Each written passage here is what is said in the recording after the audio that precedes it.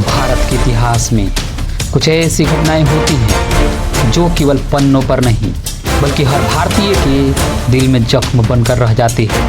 ऐसा जख्म जिसे समय भी भर नहीं पाया हो। 13 अप्रैल 1919 बैसाखी का त्यौहार, खुशियों का दिन। लेकिन उस दिन अमृतसर के जालियांवाला बाग में कुछ ऐसा हुआ जिसने पूरी दुनिया को हिला दिया। हजारों मासूम लोगों पर गोलियां, बिना चेतावनी, बिना दया, बिना रुके हुए। आज हम वापस चलेंगे उसी दर्दनाक दिन पर, उस पल पर जिसने भारत की आज़ादी की लड़ाई को और जगा दिया, आग की तरह भड़का दिया। 1919 का भारत ब्रिटिश हुकूमत का अत्याचार चरम पर था। पहला विश्व युद्ध खत्म हुआ ही था। भारत ने ब्रिटेन की मदद के लिए अपनी लाखों सैनिक भेजे, लेकिन बदले में मिला अत्याचार, कड़ाई और अन्याय।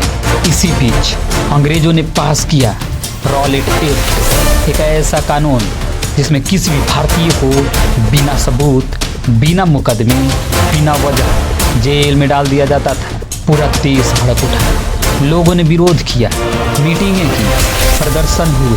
अमृतसर में लोग शांतिपूर्वक आंदोलित थे, लेकिन अंग्रेजों को यह पसंद नहीं था। 9 अप्रैल को अंग्रेजों ने 2 भारतीय नेताओं, डॉक्टर सैफुद्दीन किचलू खान और डॉक्टर सत्यपाल को गिरफ्तार कर लिया।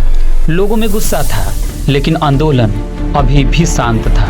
इसी माहौल में अमृतसर में भेजा गया जनरल रेजिनाल्ड एडवर्ड डायर, जिसे जनरल डायर भी कहा जाता है। एक ऐसा व्यक्ति जिसे भारतीयों से नफरत थी, जो मानता था कि भारतीय सजा से ही समझते हैं। डायर अमृतसर पहुंच चुका था और वह किसी भी कीमत पर लोगों को सबक सिखाना चाहता था। 13 अप्रैल 1919 बैसाखी का दिन। अमृतसर के लोग त्यौहार मनाने निकले थे। किसी को अंदाजा भी नहीं था कि यह उनकी जिंदगी की आखिरी दिन होगा। जालियांवाला बाग एक खुला मैदान था, चारों ओर से दीवारें और केवल एक संकरा प्रवेश द्वार। शाम करीब 4 बजे हजारों लोग यहाँ जमा हुए। कोई किसान था, कोई व्यापारी। कई लोग रॉलेट एक्ट के विरोध में बैठकर शांतिपूर्ण सभा कर रहे थे। यह एक सामान्य शांत भीड़ थी। हवाई में खुशी थी, लोग बात कर रहे थे, बच्चे खेल रहे थे। लेकिन कुछ ही मिनटों में सब बदलने वाला था। अचानक जालियांवाला बाग के संकरे रास्ते से जनरल डायर 90 सैनिकों के साथ अंदर घुसता है। उसके पास मशीन गन है, राइफलें हैं, भरपूर गोलियां हैं। लोग उसे देखकर घबरा जाते हैं। कुछ सोचते हैं कि शायद वह सभा को रोकने आया है, लेकिन किसी को उम्मीद नहीं थी कि वह गोली चलाएगा।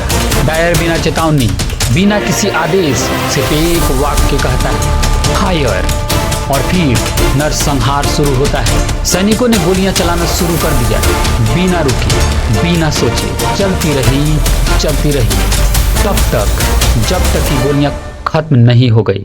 लोग भागना चाहते थे, लेकिन चारों ओर ऊंची दीवारें, एक ही दरवाजा, और उसी दरवाजे पर खड़े थे डायर के सैनिक। कुछ लोग कुएं में कूद गए अपनी जान बचाने के लिए, लेकिन वह कुआं मौत का कुआं बन गया।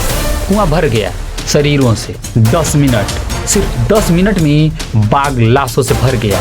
जमीन लाल हो चुकी थी, हर तरफ सिर्फ खून ही खून, चीखें और मौत ही मौत दिखाई दे रही थी। ब्रिटिश सरकार ने कहा 379 लोग मरे, लेकिन भारत के नेताओं और प्रत्यक्षदर्शियों के अनुसार 1000 से ज़्यादा लोग मारे गए और 3000 से ज़्यादा लोग घायल हो गए।